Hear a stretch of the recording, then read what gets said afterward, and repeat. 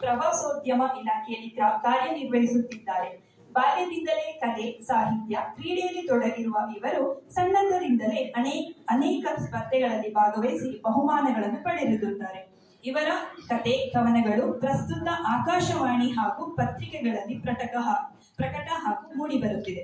ಹಲವಾರು ರಾಜ್ಯ ಮಟ್ಟದ ಕವಿ ಕಾವ್ಯ ಸಂಭ್ರಮಗಳಲ್ಲಿ ಭಾಗವಹಿಸಿ ಅರಸೀಕೆರೆಯ ರಾಜ್ಯ ಮಟ್ಟದ ಕವಿ ಕಾವ್ಯ ಸಂಭ್ರಮಕ್ಕೆ ಆಯ್ಕೆಯಾಗಿ ಪ್ರಶಸ್ತಿ ಪಡೆದಿರುತ್ತಾರೆ. ಹಾಗೆಯೇ ಬೆಂಗಳೂರಿನಲ್ಲಿ ನಡೆದ 2024 world press book of record ವತಿಯಿಂದ ಆಶು ಕವಿತೆಯಲ್ಲಿ ವಿಶ್ವ ದಾಖಲೆ ಪಡೆದಿರುತ್ತಾರೆ. ಕವಿರತ್ನ ಪ್ರಶಸ್ತಿ, ದಸರಾ ಬಹುಭಾಷಾ ಕವಿಗೋಷ್ಠಿ, ಕಾವ್ಯಶ್ರೀ ಪ್ರಶಸ್ತಿ ದೊರೆತಿದೆ. ಹಾಗೆಯೇ 2025 ಕನ್ನಡ ವಿಭೂಷಣ ಪ್ರಶಸ್ತಿಗೆ ಆಯ್ಕೆಗೊಂಡಿದ್ದಾರೆ.